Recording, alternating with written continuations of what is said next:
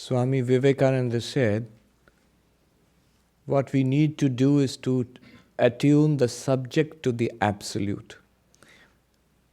What it means is, the subject means I, me, myself. And right now we are attuned to the body-mind. I think I am this limited person. I don't think it, I feel it. It's my reality. Attuning the subject to the absolute means shifting the reference of the I. I am Brahman. I am the absolute. I am that unchanging awareness. So shifting that reference, that is the solution, that is the practice. In fact, all practice is there. What we are doing is this. The shifting of the attuning of the subject to the absolute, it cannot be done at once.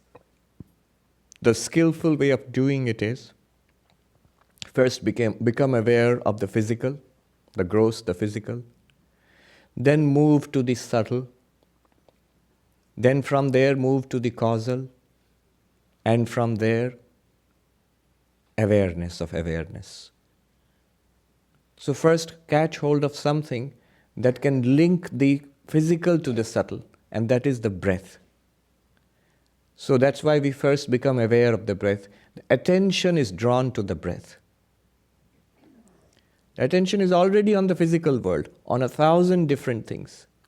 Withdrawing the attention from the 1,000 different things to the breath in one location. That is, could be the stomach, could be the nostrils, where it's inflow and outflow of breath.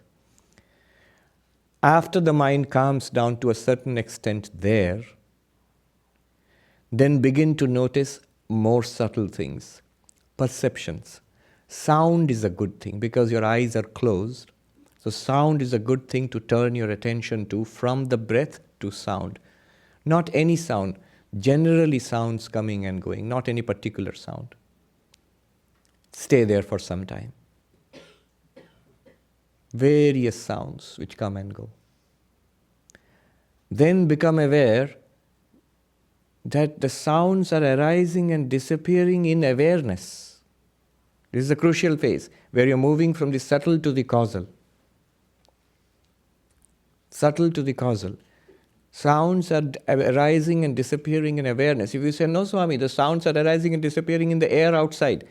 No, then you're still in the physical. You must know what it means, that sounds are arising and disappearing in your awareness. It's a fact, simple fact. It's as simple as saying that you are aware of the sound, that's all. So sounds are arising and disappearing in awareness. That's the only place where you hear sound. Where do we hear sound? Do we actually hear the vibration in the air outside? No, we are not even aware of that. No, only when it comes into the ears and transmitted by the auditory nerves to the brain and the brain center, somehow it is converted into a mental impression which is presented to us in the mind, in our awareness. That's where we are aware of sound. So sounds arise and disappear in awareness. Become aware that not only sound, all other perceptions, sight and pressure and heat and comfort, discomfort, smells, tastes, all of them arise, shine and disappear in awareness.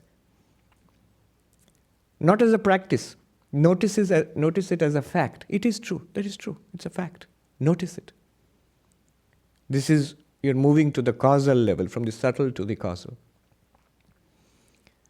Then notice this awareness itself. This awareness itself cannot be objectified. It is that which objectifies. Sounds are objects. Smells, tastes, forms, they're all objects. But the awareness itself is a pure subject. Then notice how all sensations arise, change and disappear in awareness. Awareness does not arise or change or disappear.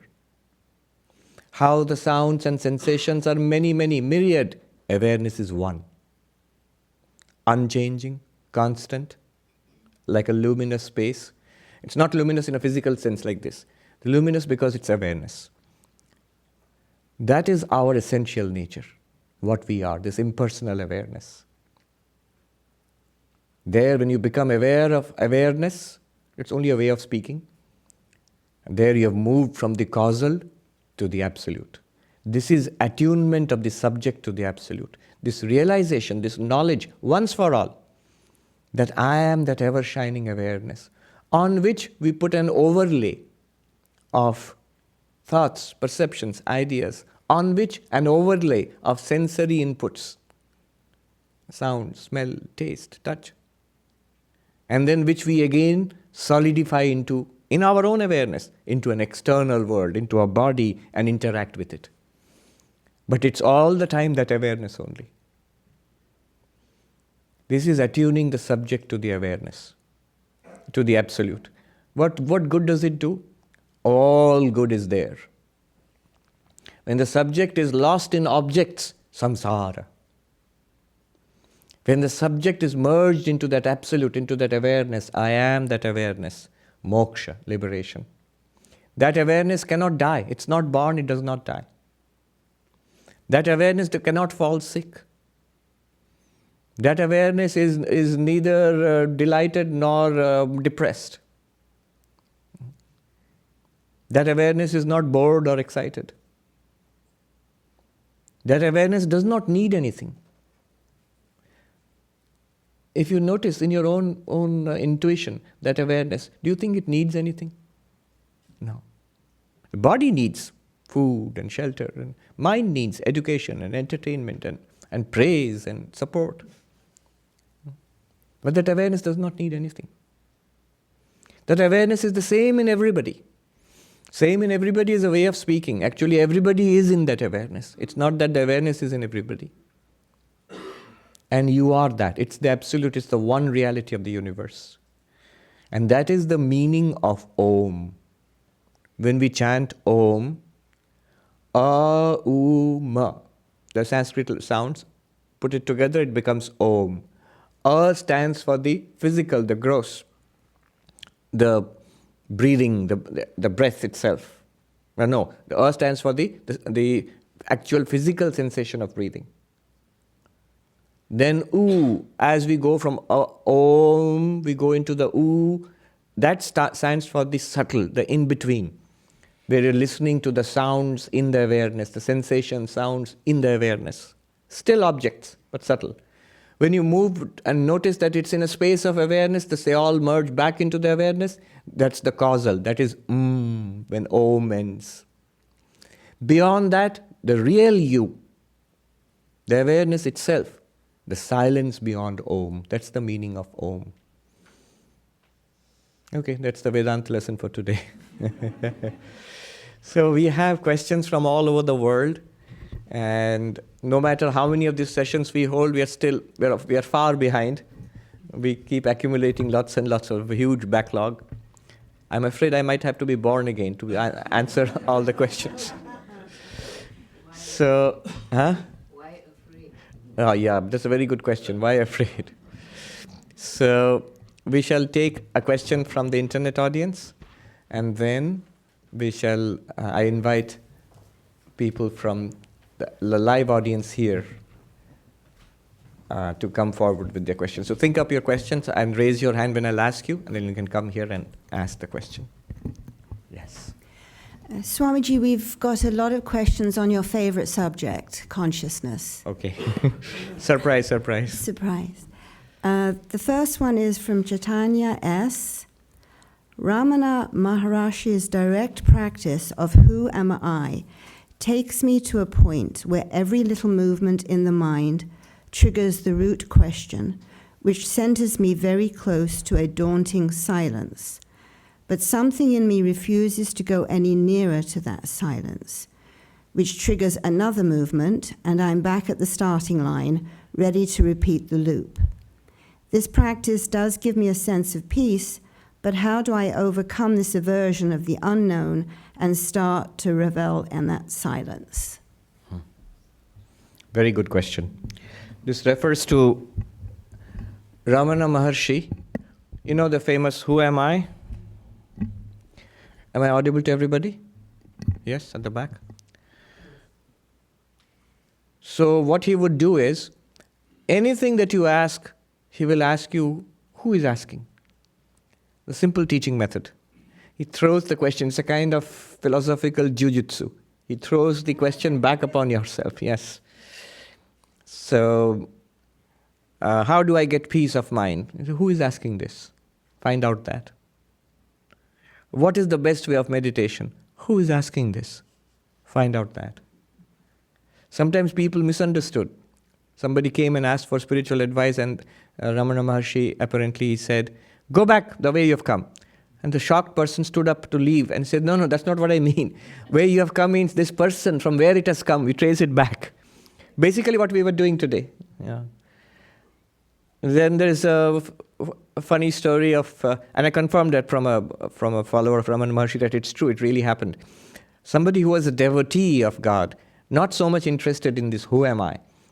So he came and said, this method doesn't appeal to me, but I have a lot of love for Narayana, Vishnu, for Narayana. Is that all right? And the Maharshi said, yes, yes. And so when I die, will I go to Vaikuntha, the heaven, to the abode of Vishnu, Narayana? Yes. Oh, I will. Yes. And there will I see Narayana? Yes. Oh, I will see Narayana, Vishnu, God? Yes. And will Narayana see me? Yes. Yes. He will see you. Oh, he will see me. Look at me. Yes. And will he speak to me?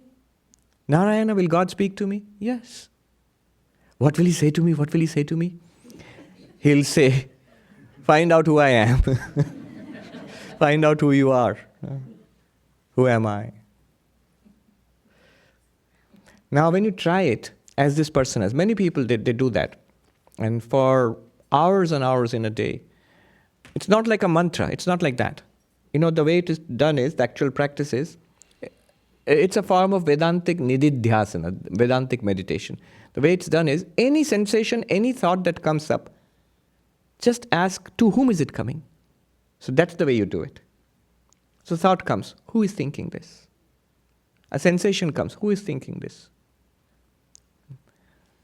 Now when you do that, for some time, you're not looking for an answer, you're trying to discover there's a reality. You're not looking for an answer which you can write an essay on. When you discover, actually it's a reality within, you feel that. And what will happen is very soon a peace descends upon you. The frantic activity of the senses and of the mind cease. There's a silence which descends upon you, which he noticed, this person who's writing. He has noticed it. If you try it sincerely, silence comes. And this silence is the deepest possible silence. I think Emily Dickinson wrote about it on silence. Very beautiful poem. I don't remember the exact words, but there's something like this. Different kinds of silence. He says, there is the silence of the seas, a sailor alone in the seas. Imagine the vast ocean and one little boat and a sailor. I just sort of imagine that.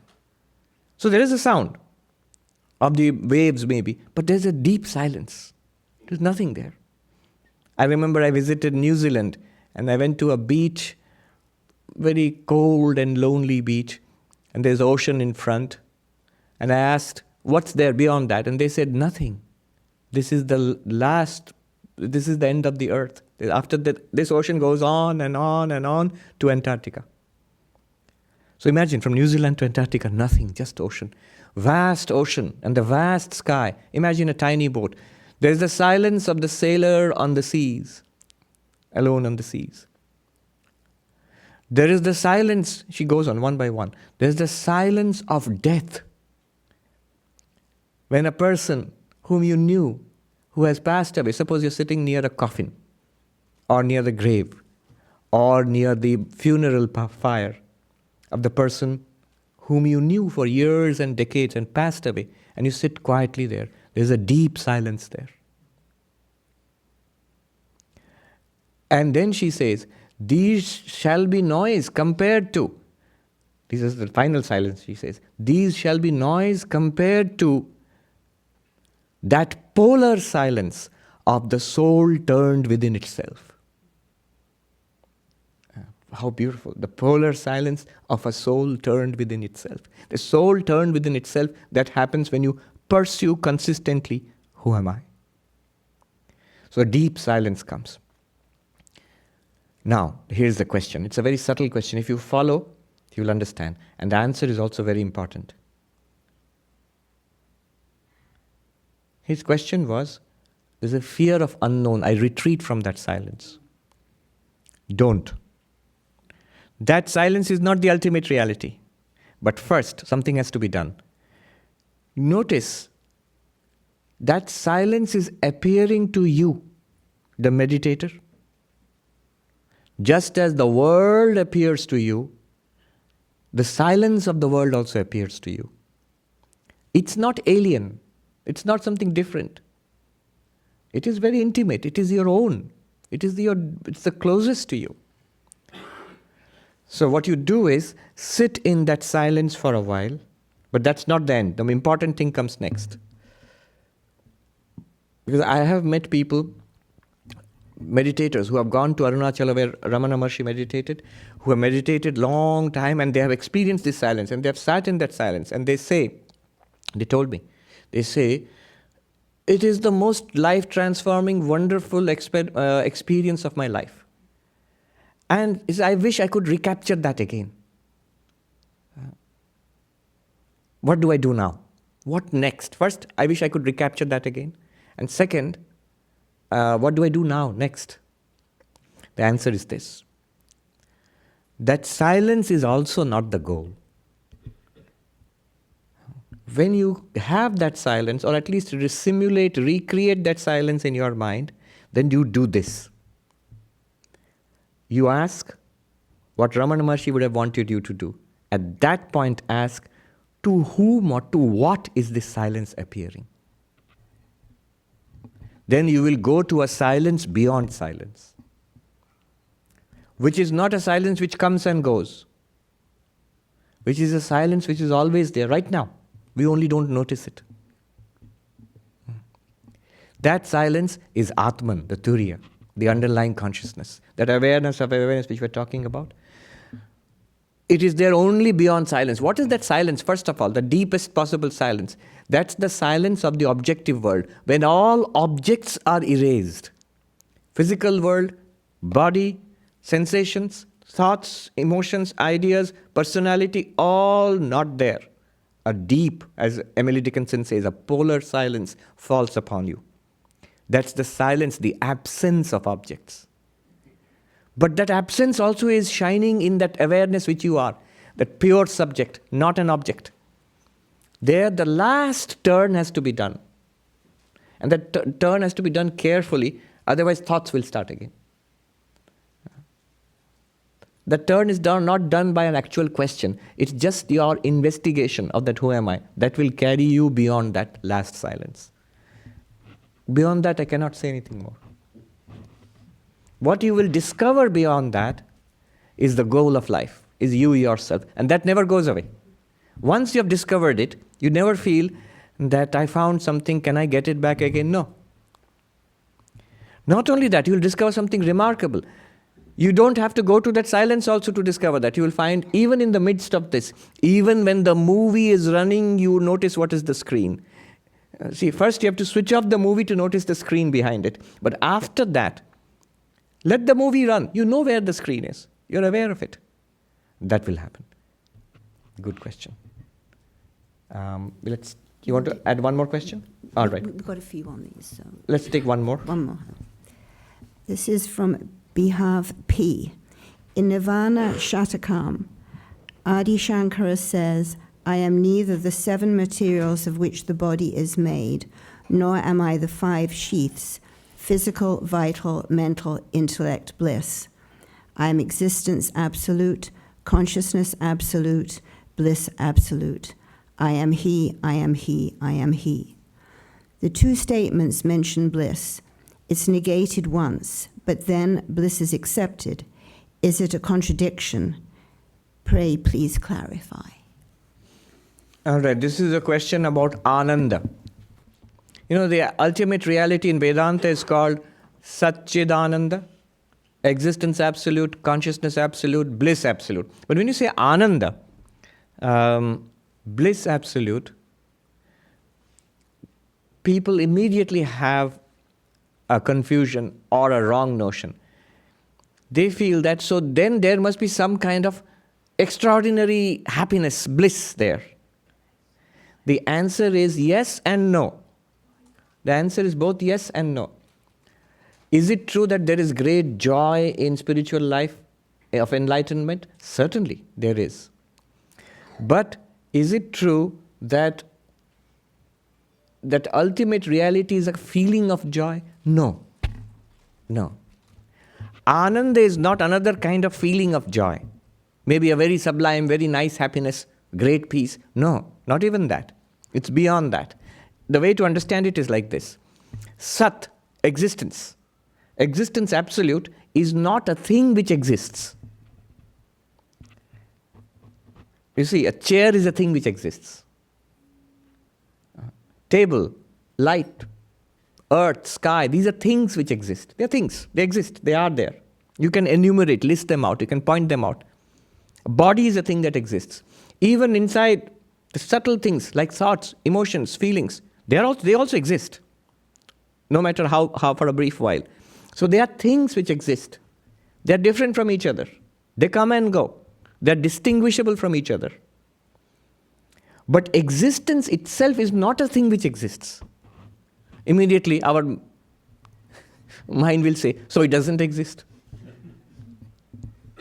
So it is nothing. It's an immediate doubt which comes to our mind. If it's not a thing which exists, so it's nothing. No. It is the reality of all things. It is more real than things which exist. Let me ask you, a whole range of golden ornaments at Tiffany's, if you go there, that's real, right? They exist. They're better. You're paying so much for them. So they exist. But let me ask you, what's more real? Those necklaces and bracelets and tiaras, or the gold which is their substance, which is real? Is the gold which is real? You say, no, both. Not both. If both were real, you could have them separately. Can you have a tiara apart from the gold which constitutes it? No. It will disappear. The ornament disappears without the constituent substance. This lectern will disappear if you take the wood out of it. But the gold can exist without the tiara. Is that not true? It can exist as a lump of gold. It can exist as a necklace. It can exist as a bracelet.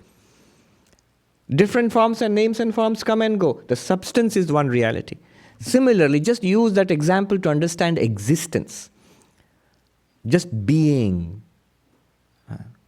And it's not alien. It's really what you are. What we are trying to understand in the meditation earlier, that awareness, that is also the same as being. Now that being, which is us, it not only is, it's not a dark, dull existence. It shines.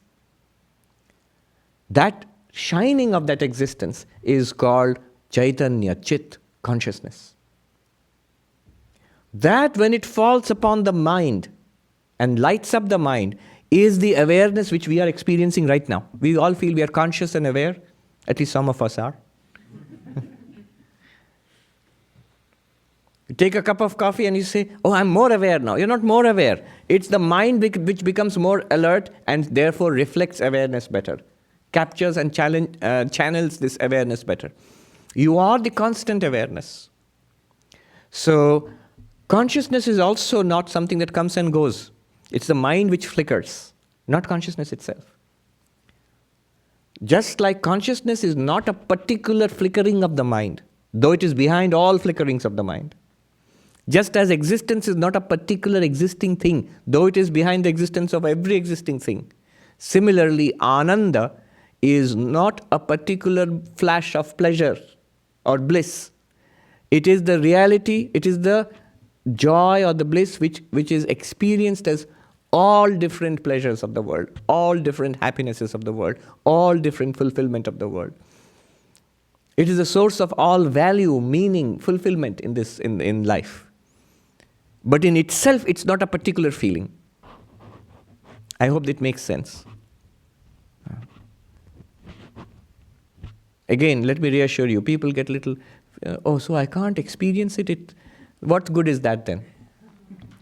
Don't worry. The more spiritual we become, more we advance in spiritual life, the happier we will be. It's because It's the mind which reflects that Ananda better and better and better. A purer mind, a more spiritual mind reflects Ananda better, and therefore you are happier. Therefore the saint is very happy. There's a saying that Saint Teresa said, Saint Teresa of Avila, she said, a sad nun is a bad nun. We also say that. Why should a monk be unhappy? I remember when we were novices, we used to laugh and joke so much that I think an elderly gentleman who visited the ashram complained to the head, the abbot of the monastery, that these youngsters, they need to be disciplined. Okay. That story I'll tell you, yes. But this one, it had happened to us. And what the abbot replied, the head of our ashram, I can't repeat in polite company. So, but the point being, why should these boys not be happy? They don't have your cares, of the world. So, but he put it in far cruder language. What you're referring to, Swami Turiyananda, it is a story. He was a very strict Vedantic monk. So the young monks in Belur Math, he heard one day in the next room, they were laughing and joking in the evening. And it was a sort of uproarious thing. So Swami Turiyananda went and scolded them. What are you so happy about? Have you become enlightened? Have you realized God? What's there to laugh so much about? And of course they were abashed and fell silent. He was a senior Swami, disciple of Sri Ramakrishna, and was stern. But luckily I think it's Swami Vijayananda who was there, who later started the Vedanta work in Argentina. So he was he had a ready wit. So he said, Swami, to Turiyanandaji, that when we read the Gospel of Sri Ramakrishna, where Turiyananda himself is there in the book, we keep reading again and again, all laugh. And they're just laughing, jokes and laughing and humor. And they're having an uproarious good time in the presence of Sri Ramakrishna. And then Turiyanandaji smiled and then she said, all right, you're right. All right, have fun, be happy.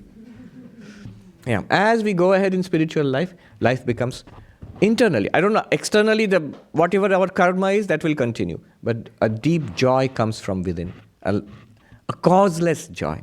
You're generally happy. That's there. So that will be there. But when Shankaracharya sings, Chidananda Rupaha Shivoham Shivoham, he means that absolute Ananda, of which Shankaracharya later in Taittiriya Upanishad commentary, he says, all the joys in the world which men are mad after is just spray from the ocean of Ananda within each one of us.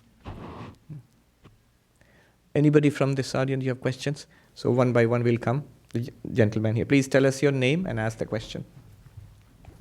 Then who was there next? You were there. We'll come next. Hello, Swamiji. My name is Namit Gupta. I'm going to read the question that I have written already.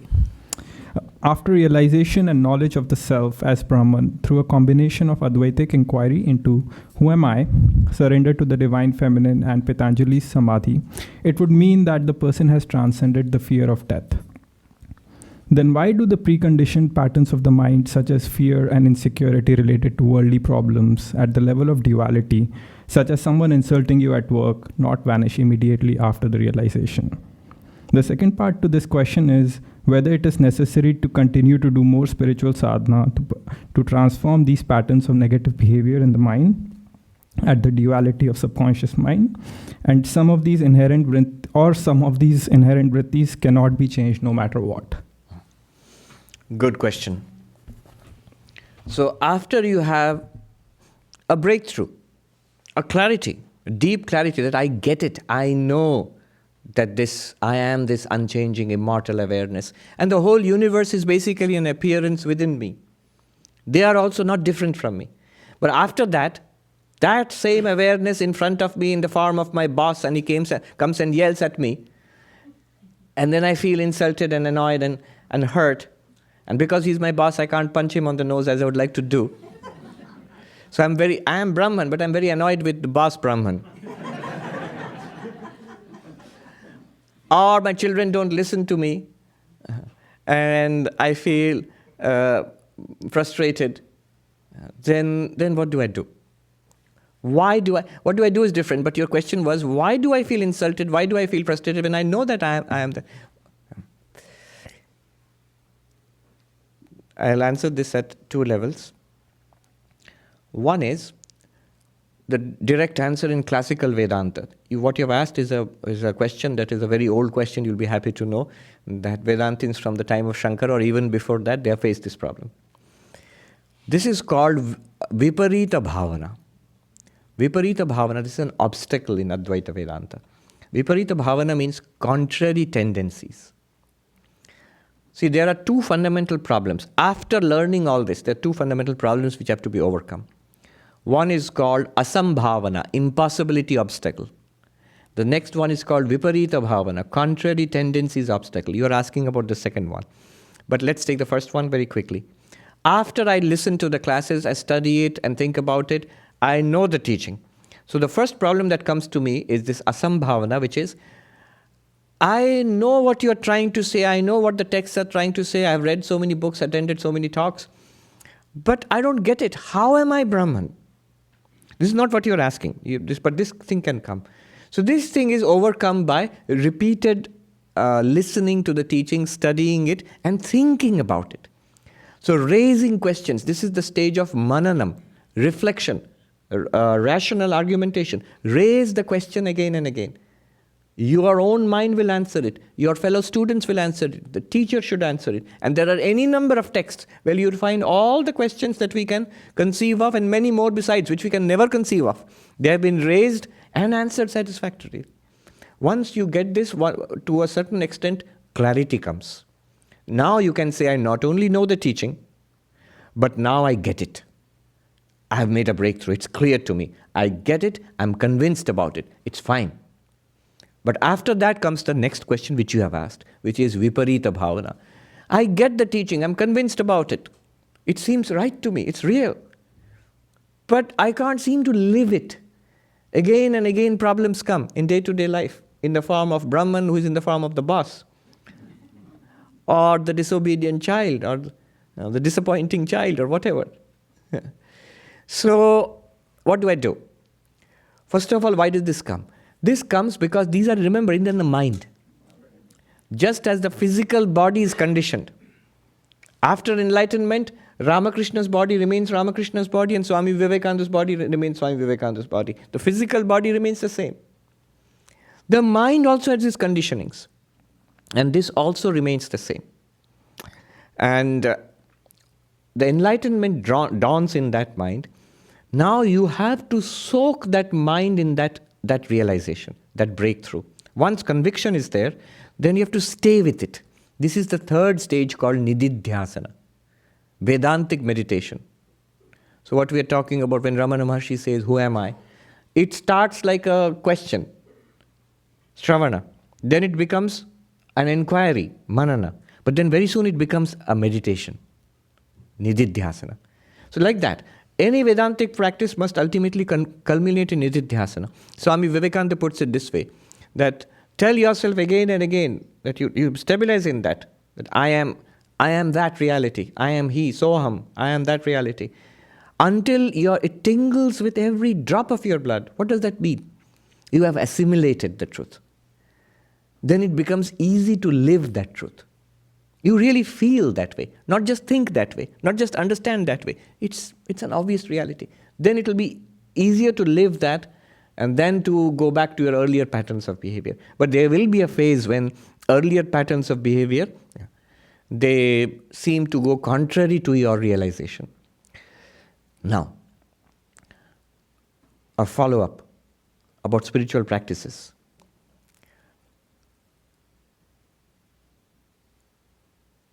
Why does this happen? In Vidyaranya Swami's book, Jivan Mukti Viveka, these things are discussed. What is enlightenment while living? I am Brahman, I realize that. All this is Brahman. If I can live it and manifest it and get the full benefit from it. Full benefit, transcendence of sorrow. Establishment in Ananda, this ultimate bliss. If I can get that, then I have got this enlightenment while living, Jivan Mukti. Now he says, There are two paths to this. One he calls Kritopasti, another one he calls Akritopasti. Kritopasti literally means who has finished spiritual practices. What are spiritual practices? Not only the Vedantic path of Jnana Yoga, but Karma Yoga, Bhakti Yoga, and Dhyana or Raja Yoga. If my practices have been long-standing and sincere and hard, I put in the hard work, the cleansing of the mind. Swami Vivekananda puts it in this way. He says, the only thing that we can do is polish the mirror. If I polished the mirror long and hard enough, scrubbed it nicely, then when that breakthrough comes, I'll be able to live it very quickly. But if I have not done that, you see, if I have not done that, is it possible to have that breakthrough? It is possible. Vidyaranya Swami says, there is a group of people who are Akritopasti, who have not yet completed spiritual practices to a satisfactory level. They have been trying. Maybe they have been meditating. Maybe they have served people. Maybe they have devotion to God also. But not very deep. Not transformational. And yet, by the study of Vedanta, he says, by the grace of Guru or grace of God, or by their great good past karma. Notice, he does not say by attending many classes or reading many books. He says that breakthrough usually comes because of very good karma in the past lives, or by the blessings of the Guru, or by the special blessings of God. It comes by that. People can have a spontaneous kind of awakening. It becomes real. But they have not completed the preliminary practices. The mind hasn't been quietened and focused by deep, long years of meditation. The heart hasn't been cleansed by unselfishness, no selfish desires for myself. The emotions have not been pacified and purified and sublimated by one-pointed devotion to God. They have not been done. A little bit maybe, not enough. Then what happens is, what will happen to this person? And Vidyaranya makes a very clear point, that this person, because there is a genuine awakening, if it's there at all, there is a genuine awakening, at the point of death, this person will get moksha. There will be no rebirth for that person. But, here is the problem. Until that point, this person will still be subject to the ups and downs of life. Ups and downs of life will come to everybody, but this person will still keep reacting to it. Because the mind is not fully established in the realization. So, what this person has to do, Vidyaranya says, he will not get the joys of Jivan Mukta. The sadhus in the Himalayas, they know this very well. They have been cultivating it for thousands of years now. They very clearly, if you ask this question, they will tell you in one sentence. वो जीवन मुक्ति का विलक्षण सुख अनुभव नहीं करेगा. In Hindi, they will not get the unique joy of Jivan Mukti if that spiritual practice has not been done. But realization is there, a breakthrough. So he makes a distinction, Vidyaranya Swami. Tattva Jnana, realization of the reality. This is what you're talking about. But then there are two other things to it, two other components. One is called Vasanakshaya, the removal of desires, purification of the mind. Second one is called Manonasha, a very misleading term. It literally, if you say, it means destruction of the mind. But it actually means concentration of the mind, a deeply meditative, one-pointed mind. Now, unless the purification of the mind and the one-pointed of the mind have been achieved, the realization of the truth is difficult to manifest in life. You will know it. You will find it a struggle. It's not that you will not be able to live it. You will be able to live it also. If it's really there, it will manifest itself. But it will be a struggle. So it needs to be stabilized in some It needs to be stabilized. Now, how do you stabilize it? Then, Vidyaranya Swami, there's a whole chapters on it, 2 whole chapters on the stabilization. Jivan Mukti Viveka, they're good English translations. I recommend the translation by Swami Mokshadanandaji, Advaita Ashram publication. I knew the Swami, a very great Vedanta teacher, one of the few I would unhesitatingly say who was enlightened in this life. The only book he ever wrote. He translated it. So, there is other translations are also there, but I've compared. There are crucial passages where this Swami Mokshadanandaji gives a slightly different turn. It's available, yes, in Calcutta, Advaita Ashram. So, he gives a turn to it, which directly shows that this person is enlightened. And the other person may be a good scholar, but hasn't seen the inner pointing in that phrase. This comes from that. So anyway, 2 whole chapters are there. How do you stabilize this? So basically what it means is very simple. All the practices that we have been doing so far, japa, meditation, a mantra, service to others, transcending our desires, all of those have to be intensified. The same practices continue, but there is now a whole shift in attitude. Earlier I was doing meditation for what? Mind will become concentrated, attain samadhi, I will realize that truth. Now you have already realized it. Earlier you were seeking, now you have found it. Earlier by all those practices you were trying to find something, but now you have found it. But now you're using those practices to stay there. It was very self-centered in a sense, right? Like you're seeking because the ego wants to realize but it. Now you have transcended it, and now you have touched reality. But because the mind flickers, you feel that you are not settled in that reality. To get that feeling of being settled in that reality and able to live it day to day, intensify. Vidyaranya Swami says, the seeker does intense spiritual practices, the genuine, sincere seeker. But the person who has actually seen, has found, does more spiritual practices.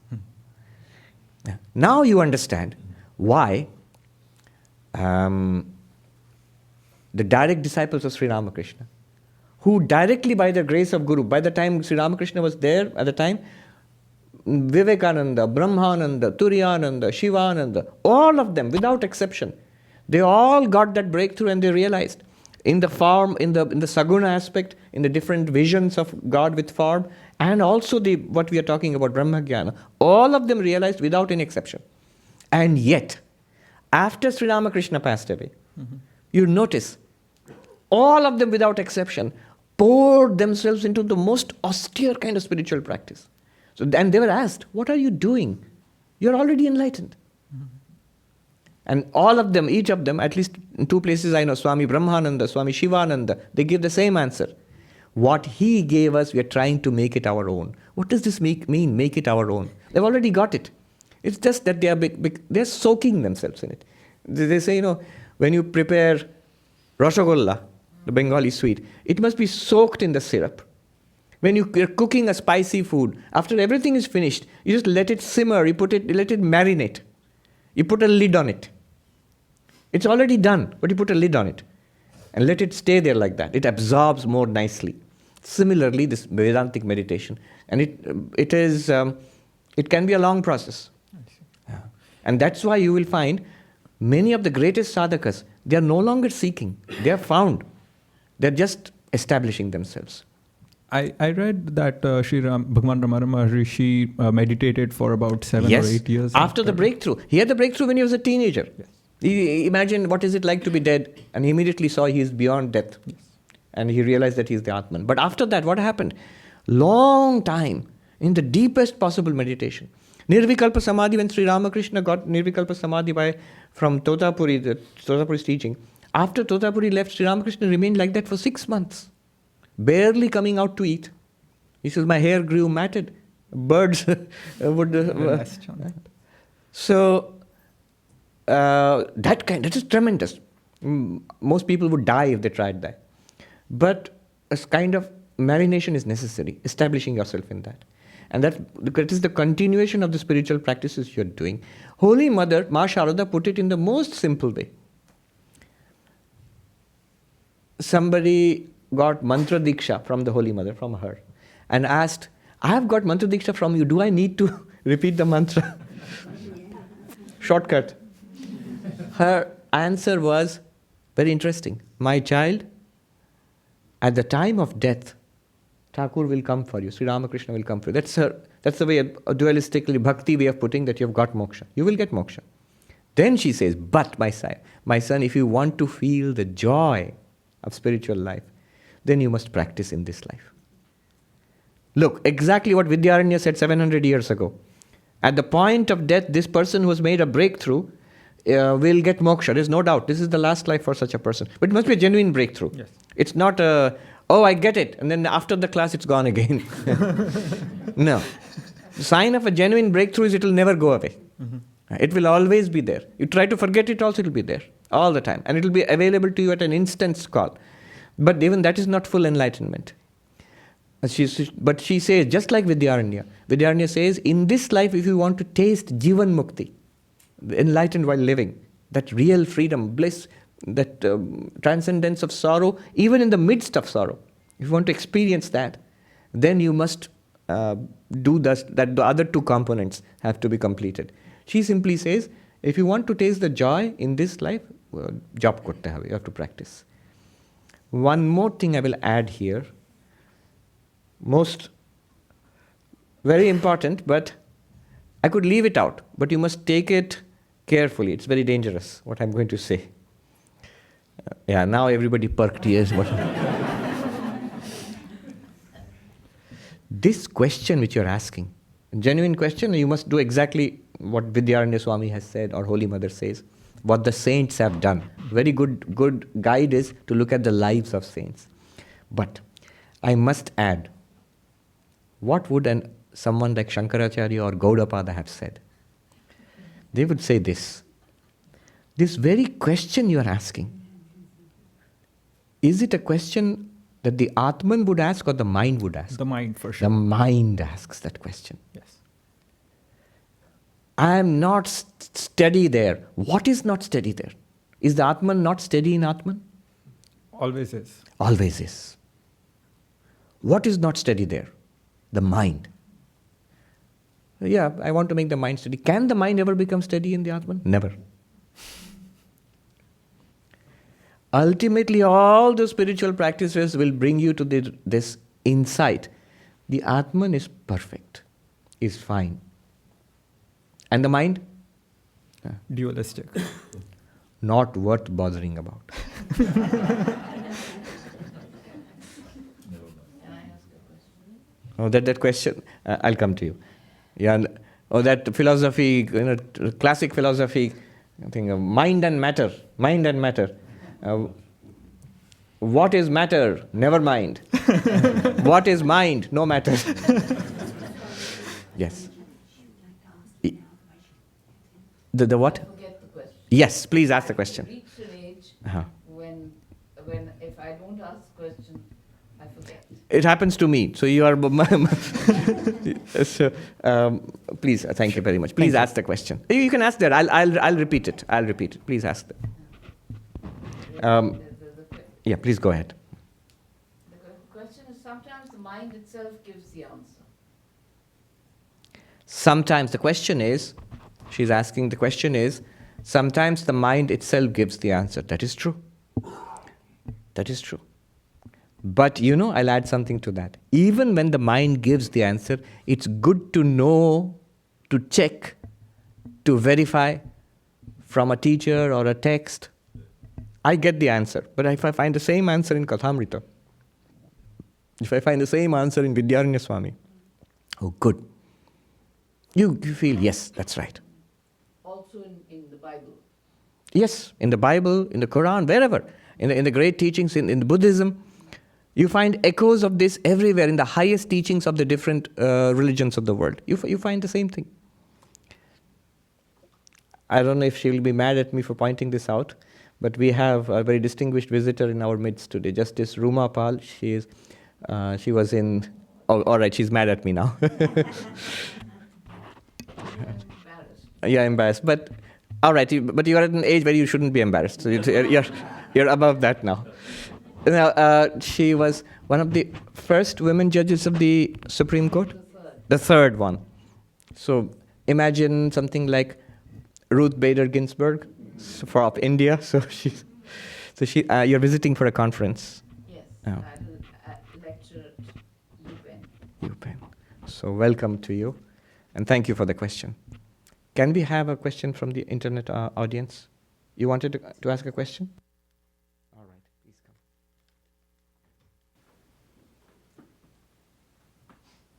Tell us your name. আমার নাম মৌ and আমি বাংলায় জিজ্ঞেস করছি ঠিক আছে। প্রণাম Swamiji. She'll ask in Bengali, I'll translate for you. And yes, you can ask. Swamiji, আমার মন্ত্র হয়ে গেছে। Don't tell mantra in front of that is secret, yes. কিন্তু আমি আপনার বৈদান্তিক মেডিটেশনের ভিডিওগুলো দেখেছি, এই প্রথম আমি এখানে এসেছি আপনার সাথে মিট করতে। তাতে আমি দেখেছি ওমটা প্রলং করে বলা হচ্ছে এবং সেটাই মেডিটেশন, কিন্তু আমার মন্ত্র লম্বা মন্ত্র। You're coming perilously close to don't talk about the mantra, don't talk about the time out. What is the question? Don't mention the mantra, don't mention your inner spiritual experiences. You know why? Because basically everyone has the same mantra. In many cases, yes, many cases. So don't mention, yeah. আর তাহলে আমি কিভাবে আমার এই লম্বা মন্ত্রটাকে fit করব তার মধ্যে? All right. So what Mo is asking you from Calgary, what Mo is asking is, I've been initiated, I've got a mantra from a guru, but now we listen to the Vedanta teachings, and we've also heard a little bit about Vedantic meditation. For example, today, one way, there's the prolonged chanting of Om with the meaning. That's not the only Vedantic meditation. There are many techniques. So, but how do I fit that with what I've been taught? She's asking. So Guru has given a mantra and an Ishta Devata, chosen deity, and a way to practice. So all that has been given when I've been initiated. So it is a good question. Many people have that question, especially when they listen to Advaitic teachings. How do I fit it? How do I fit these two? My answer is don't. For God's sake, don't fit. What the Guru has said, Guru ja bolechen, I'll tell you in Bengali, Guru ja bolechen, যে মন্ত্র দিয়েছেন আর যেভাবে ধ্যান করতে বলেছেন সেটা অক্ষুণ্ণ থাকবে, ওই রকম থাকবে, যেমনটি বলেছেন তেমনটি করে যাবে। ডোন্ট ট্রাই টু এটার সঙ্গে ওটাকে মেশাবেন না। বেদান্তের যে আমাদের শ্রবণ মনন নিধিধ্যাসন আলাদা। ওই যে সকাল সন্ধে বসছি আমি গুরুর মন্ত্র আর ইষ্ট নিয়ে, ওটা কিন্তু একদম ডিস্টার্ব করতে নেই। ওটা যেমন বলেছেন তেমন। কিপ দিস টু কম্পার্টমেন্টালাইজড, দুটো আলাদা। তো let me translate what I just said to her, because many people have this question. The answer is, if you have been initiated in a particular worship tradition, meditation and devotional tradition, like in the Ramakrishna order or other, if you have a guru who has given you the teaching, keep it sacrosanct. Don't meddle with it. Don't improve it. After every lecture that I hear, I'm upgrading, like your phone. Downloading, uploading, upgrading the different apps. Yes, I've upgraded my mantra app and my every 2 days. Never. You're asking for disaster.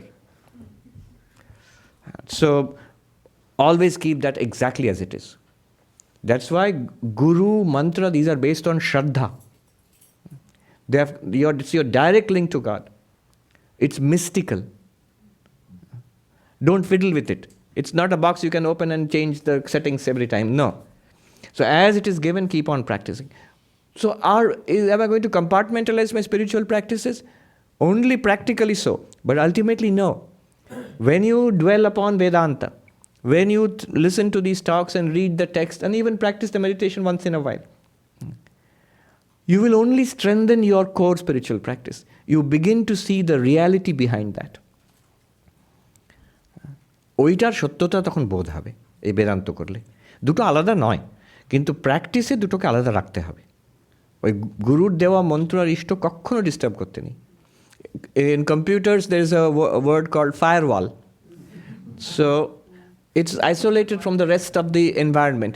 Viruses cannot get into it, or upgrades can't get into it.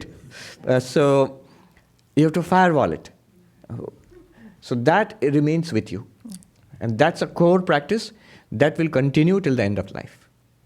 There will come a time when the two will merge. It will come automatically. You don't have to do anything about it. Don't fiddle with it. Don't try to change it. I'll tell you, one of the few monks whom I know, I feel very strongly that they were enlightened, Nirmuktanandaji, Upen Maharaj, who lived to the age of 102, I think, or 101. When I asked him, when he was nearly 100 years old, he was a disciple of Swami Shivanandaji. He was in Belur Math. He was sitting in the temple of Ma Sharada there, which faces the Ganga. Now, what had happened was, I won't tell you the whole story, it's a long one. But there's one specific question, let me tell you, and that's related to yours. So I said exactly this question. I said, Swami, the Guru has given me an Ishta Devata, the form of God I'm supposed to meditate on and love and pray to, and a mantra given by the Guru. That's one thing. So there's a form and a mantra and a practice. And we are studying Upanishads, the Gita and the Brahma Sutras and all these Vedantic texts, and where they talk about one existence, consciousness, bliss, an impersonal reality, which has to be realized, not repeated or visualized or meditated.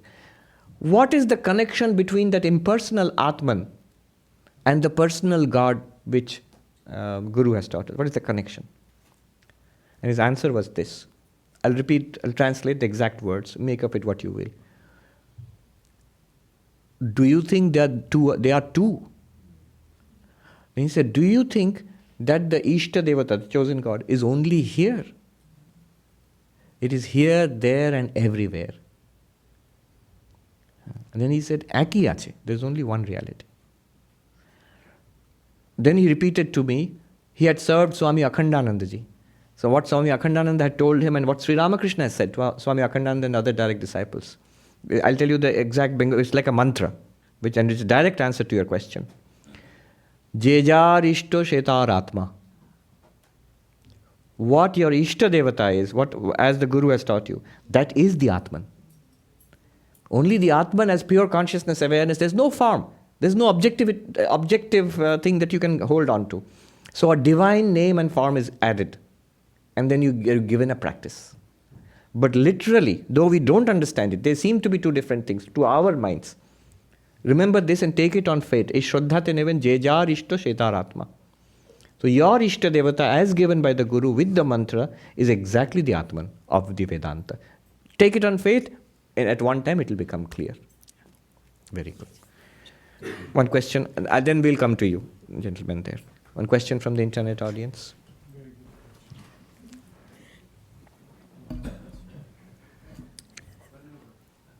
Oh, they're early today. I'm getting a signal that the food is ready. No, we have, no, they'll have to hold on. Don't get hungry right now. We still have about 20 minutes to go. If you permit, I'm going to give you two questions, yes.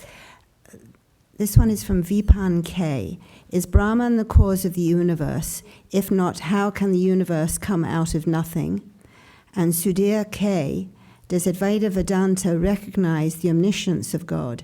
Does it consider him or her all-powerful, omnipotent, omniscient, and omnipresent? Or is such a God a myth in Advaita Vedanta? All right, two questions. Is Brahman the cause of the universe? If not, then how did the universe come from? How does the universe come from nothing? Or how can the universe come from nothing? That's one question. And the other question is, does Advaita Vedanta recognize God or accept God? God means a God of religion, omniscient, omnipresent, omnipotent, all-powerful, everywhere. So, or is such a God a myth in Advaita Vedanta? So it's a standard question. What's the status of the old guy in... See, in Vedanta it can be an old guy, it can be the old lady, it can be young. And man, woman, without form, in all forms. Yes, so direct question. Does Advaita Vedanta accept God? Yes. Yes, it does. But it is a very nuanced approach, which you must understand. This question is understandable. Why this question has been asked? This has been asked for more than 1,000 years. Ever since Shankaracharya wrote the Bhashyas, commentaries, actually explaining what the Upanishads mean from an Advaita perspective, the immediate attack was from two sides.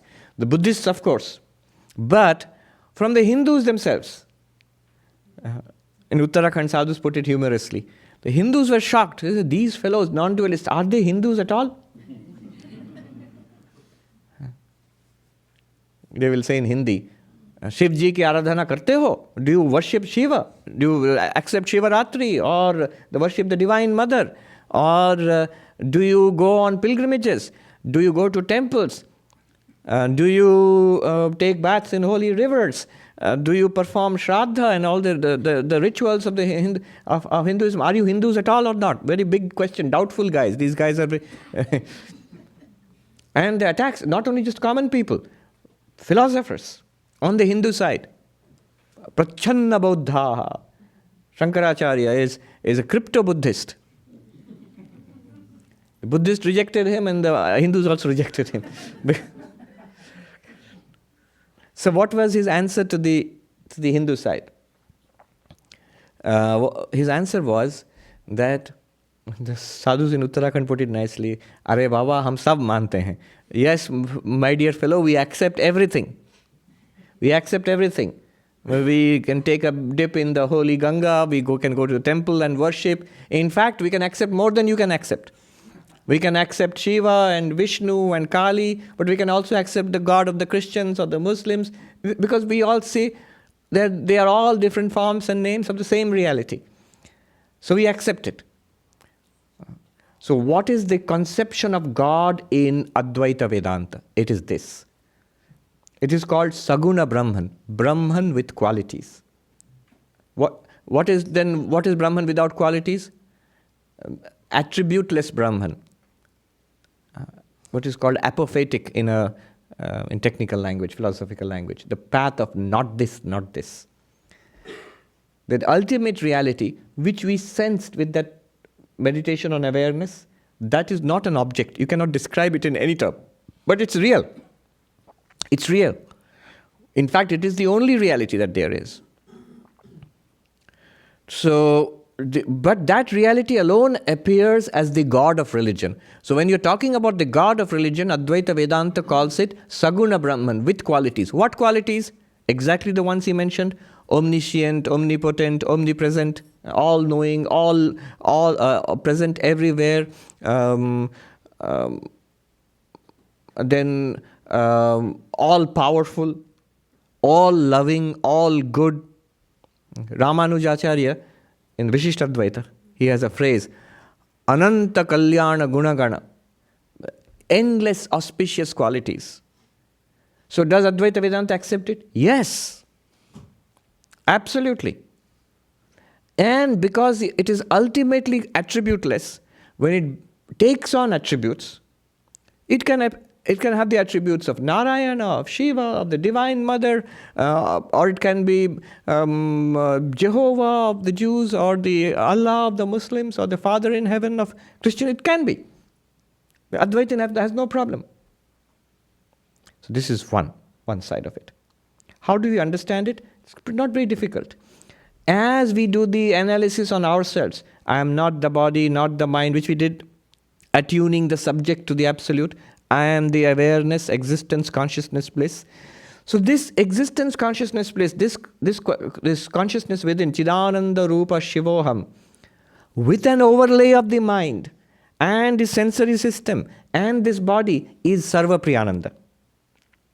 And it is this person there, Mo, and is that person there, and that other person, this man, that woman, these plants and animals and dolphins and whales and all living beings.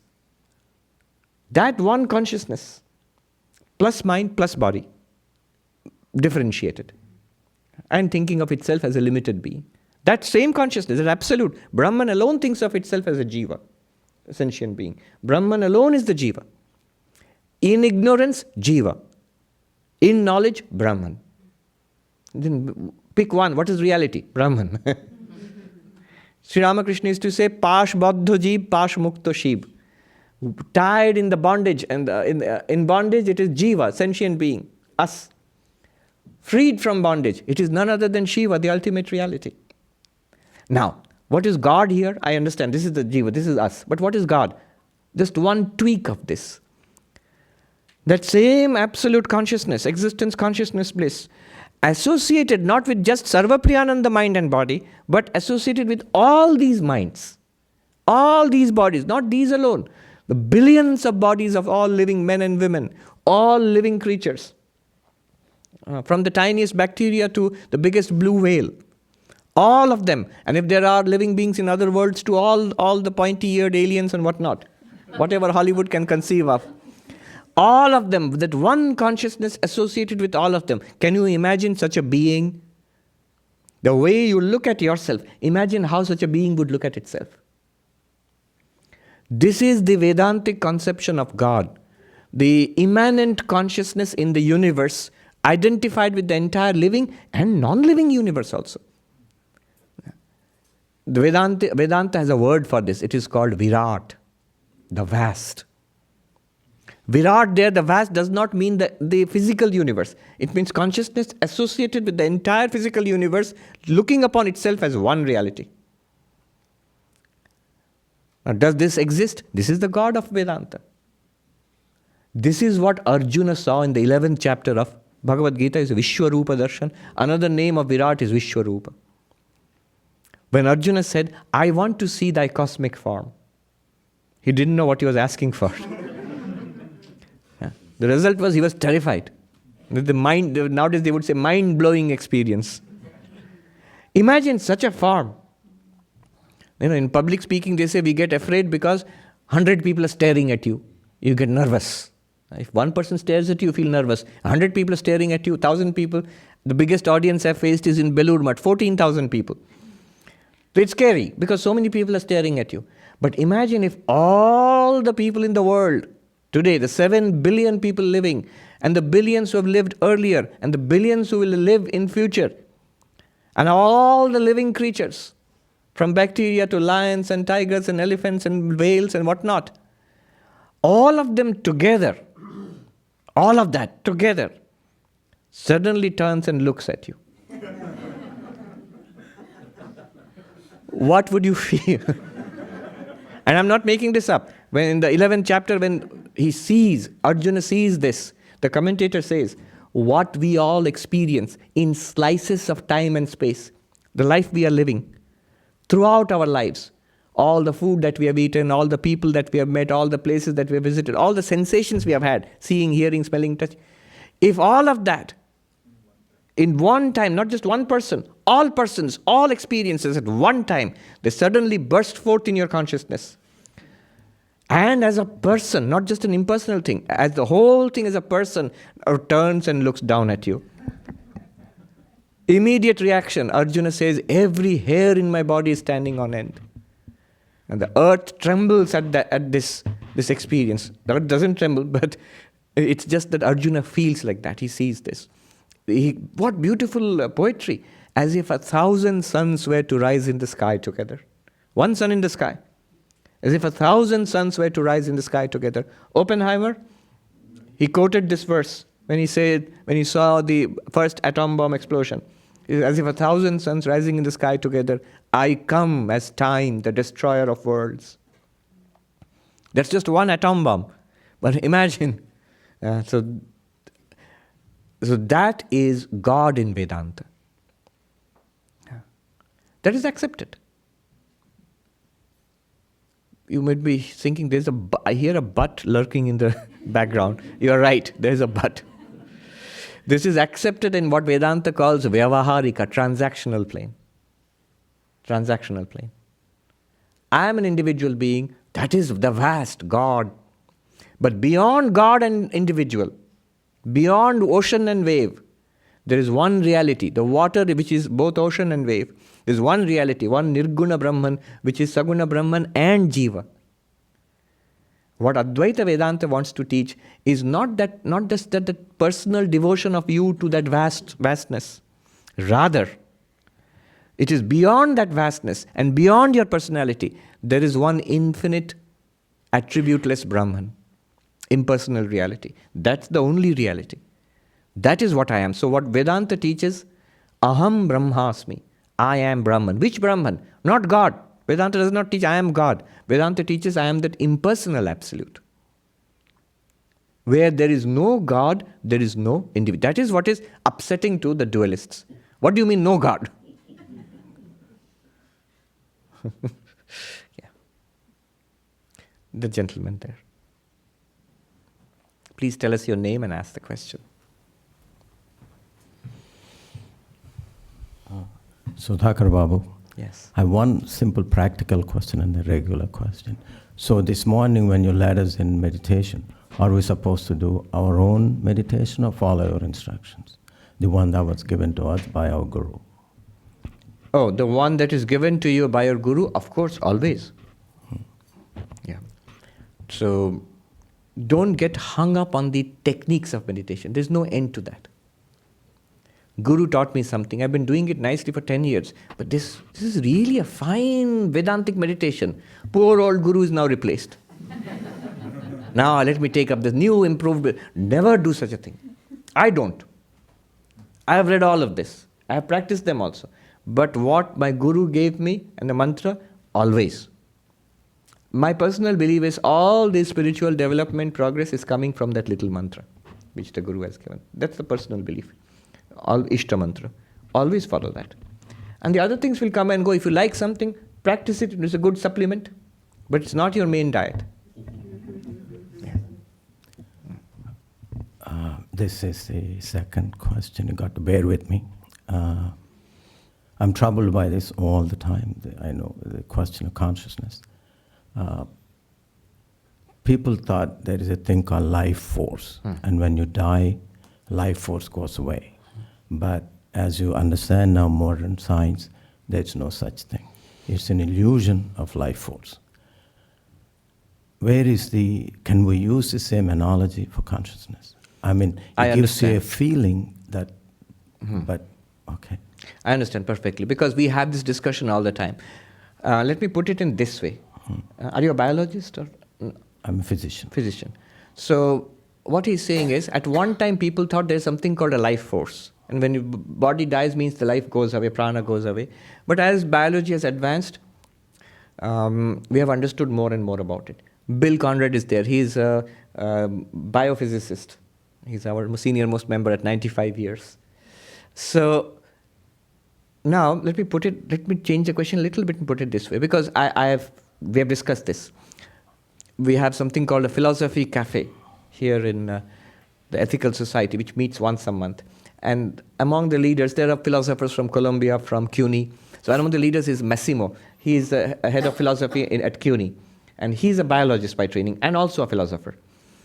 So his argument is exactly this. When I ask him, we had discussions on consciousness studies. So where do you stand on the hard problem of consciousness? He dismisses it. He says there's no fundamental thing called consciousness. It's just a process of a living brain. It's a byproduct, epiphenomenal process. And the answer he gives, the reason he gives is exactly this. He says, right now, because we don't understand the brain well enough and consciousness well enough, at all we don't understand. That's why we think there's a mysterious thing called consciousness, which has to be discovered. But a similar thing was there, he said, at the turn of the century, where life was not understood. And it was thought that one of the questions which science will never be able to explain is life. And people called it things like Ilan Vital, Bergson, and all this. So there is something corresponding to the Indian idea of prana. All ancient cultures had this. Chinese had the idea of chi. And Japanese had the idea of ki. And the Indians had the idea of prana. Greeks had the idea of pneuma, life breath. Now, as science has advanced, we have understood that what we call life is basically a collection of several biological processes going on in this body, he said. And to a great extent, we are able to synthesize many parts of the similar things in a very simple way in the laboratory also. So we understand it down to the molecular level. We know it's not some mysterious single thing which comes and goes, not like that. That's what he said. So one day we will be able to understand consciousness also like that. One day, when we understand the brain better. So there's no such separate consciousness, all this consciousness being the ultimate reality or the soul, immortal soul, which religions believe in. Nothing like that. He says that. Now, the answer is, I'll give you the simple Vedantic answer, see if it makes sense. To me, it makes perfect sense. You'll be surprised to know that according to Vedanta, life is also material. World is material, body is material, life is material, mind is material. By material, the Sanskrit word I'm using is jada. The original Sanskrit word they have, chit jada, consciousness and matter. How do they distinguish? They have a very elegant way of distinguishing in Vedanta. What is consciousness and what is not consciousness? This is, you'll always look at your own experience. In your experience right now, whatever you are aware of belongs to the category of jada, objective reality. What is objective? That which appears to consciousness. Then what is consciousness? Clearly it cannot be an object. Anything that is object must be jada, an object to consciousness. So the pure subject, which is not an object, which is the one which is aware of everything, including mind, that is consciousness according to Advaita Vedanta. Now what follows from this? What will Advaitins say to an objection like this? Advaitin will say there is no problem that you have been able to explain life in terms of other objective processes. One objective process is explained in terms of simpler objective processes. Of course, in principle there is no problem. Prana or life is an objective process. And you have explained it in terms of other simpler objective processes. Good. But if you now claim that a set of objective processes in the brain is generating the subject, which is not an object. You must remember the knife with which they are cutting reality in Vedanta. Subject and object. Why will I accept that? Because that's how you experience the universe. I lost you, Doc. I lost you, sir. Life is an objective reality. Okay. Because first of all, remember what I'm defining as objective. Anything that you are aware of or can be aware of is an object. Okay. Anything that is presented to consciousness is jada, is not conscious. You are consciousness, and your mind, your thoughts, your breath, prana, body, world, all are objects, jada. Are you with me so far? You have to change the paradigm. Now, in this paradigm, life also is an object. And you have explained life in terms of other objects. Biological processes. There is an objective process of life, and they have been explained in terms of, how there is the physiology of the body and all of that. They are all objective. So an objective process explained in terms of more simpler objective processes. There's no problem in principle. Okay. But now, the pure subject, consciousness, how can it be produced by objects? The brain is an object. Whatever is happening in the neurons is an object. So one object can produce another object. So neurons can produce the electrical activity of neurons. But how can it produce you, the subject? Why it does not make sense to you or a scientifically trained person is, the scientifically trained person has a deep objective bias. According to science, look at the tremendous contradiction at the heart of science. Science studies everything as an object. It cannot but do that. What do you do when you do science? Be objective. So everything that is studied is an object, and that works fine when you are studying objects. But when you are studying the subject, the only way science can work is to reduce the subject into an object. Not only that, science has earlier made up its mind that the object is the only reality. Everything in the universe is an object. But that's not true. That is falsified by your own experience.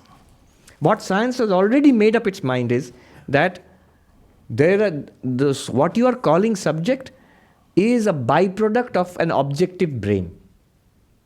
Are you with me at every step? Yes. I can understand the fundamental, primordial, not in this philosophical, not in spiritual sense, the scientists have done that way from the very beginning. I can understand that. Let us call it the primitive, the primordial the paradigm difference. Science never considers this. Science says this talk about subject-object is the way of talking. Actually, everything is an objective reality. No. All of it is fine as long as you are studying quasars or quarks or living cells. They're all objects. Even when you're trying to study the mind, according to Vedanta, even mind is an object. Why is mind an object? Because what is the definition of object? Anything that you experience is an object. But by that very definition, when you now say the objective thing like the living brain can produce the subject, you are making what is called in philosophy a category error. And this is very clear from Vedantic perspective. Where is the necessity to invoke category error? Because object and object relationship is clear. But the subject is something entirely different in nature from an object. How can you jump from the object to the subject? Never in scientific history have you ever come across something like consciousness. And it's strange that you have not. Because consciousness is ever present. All science is done in consciousness. It is we are first person experience is conscious. And that is where you do science. That is where you are a theist and atheist. That is where you are scientific or unscientific. Everything in life is in consciousness from a Vedantic perspective. Not in Vedantic perspective, in a common sense perspective also. So, this consciousness, it's not an object. This is what Vedanta says. This is what science is unable to grasp. Look at all the prevalent theories of consciousness now. They're either reductive, that somehow like Massimo told me, that it is a process of the living brain. We don't know how. Give us time, we will find out. This is called promissory materialism. I'll give you a materialistic explanation. I promise. 10 years, 40 years, 50 years, 100 years, we will find out. What David Chalmers in NYU says, that you don't understand the question. What you feel as first-person experiences, pleasure, pain, there is something there, that first-personness of that experience, there is no connection between that and the objective realities in the world. In fact, if you look at your own experience, your personal experience, these objective experiences are in you. Yes. Will come, yes. These objective realities are experienced in consciousness. Isn't it? What is more primary in your experience? You, the experiencer. Then only experience is possible. Are we to understand consciousness as something like, say, I have magnesium in my body, there's magnesium everywhere, or iron everywhere, I own part of the iron and magnesium? No, not even like that. Iron and magnesium still are objective realities. Is it like a light force, an electromagnetic force? No. Life force, electromagnetic force, they are also objective realities. Just use that thing. See, what we are saying is, attend to your own experience, right here and right now. What is there in your experience? Just do this. What is there in your experience? There are many things that you see, hear, smell, taste, touch. And what you see, hear, smell, taste, touch, varied though they are all objects. What you think and feel and understand and remember, very subtle things, but they're also objects. Why am I calling them objects? Because you are aware of them. Now that which is aware of all of this, is it an object? Do you believe in the Socratic logic, say, something new cannot arise, it must be dormant all along? Yes. Do you believe there's consciousness in dormant in non-living things, plants and animals, and then sentient beings? Good question. Do you believe that something new cannot arise? That question I forgot to answer. That how can your universe come from nothing? That's a good question. So, do you believe that consciousness is dormant in all living beings? You know what would be if you understand the answer which I'm going to give from a Vedantic perspective, then you will get Vedanta. Vedanta says it's not that consciousness is dormant or active somewhere in the universe. Rather, the universe lies dormant in consciousness. According to Vedanta, the consciousness is the reality in which the universe lies dormant, and then it appears. You can call it a Big Bang, you can call it evolution, life appearing, and then conscious beings appearing like us, and then life disappearing and the universe ending, going back to dormancy. Gita says, from the unmanifest, the manifest comes and goes back to the unmanifest. But unmanifest, manifest, and unmanifest again. This cycle, it's all happening in consciousness. And Advaita Vedanta will go forward and say, it's not even happening. It's a movie being played. The reality all throughout is a changeless consciousness. See, I'll end with this.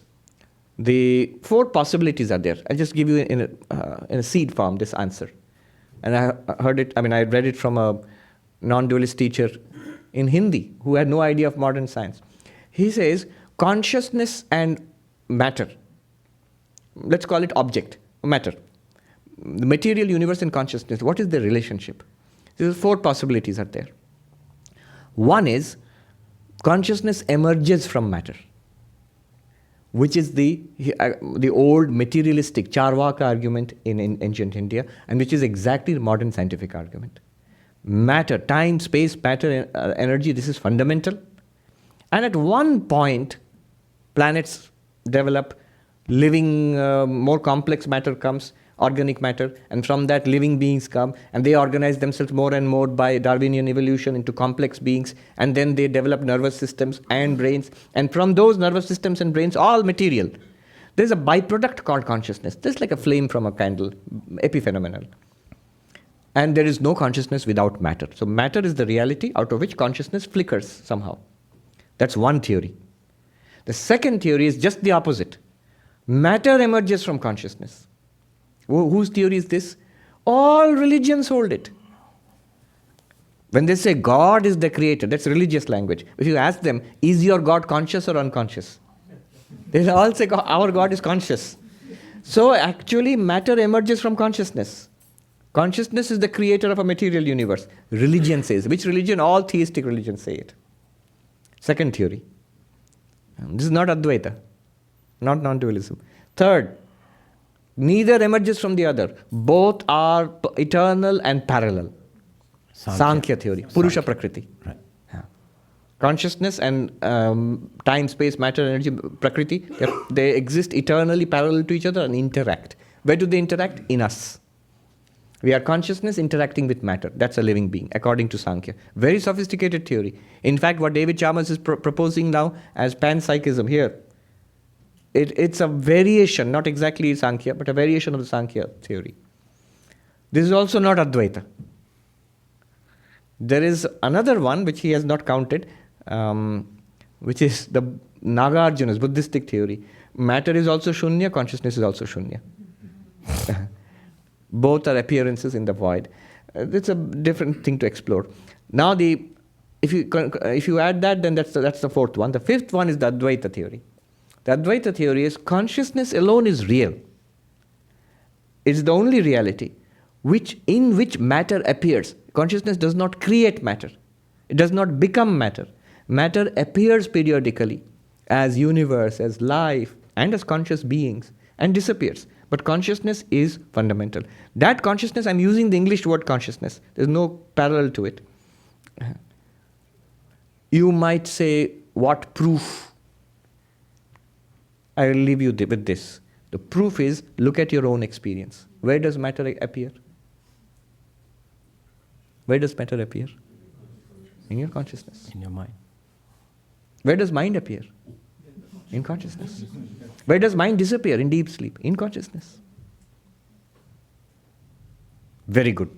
Profound matters. Now let us eat. Some matter is necessary. Consciousness demands matter now. Om Shanti Shanti Shanti Hari Om Tat Sat Shri Ram Krishna Arpanam Astu.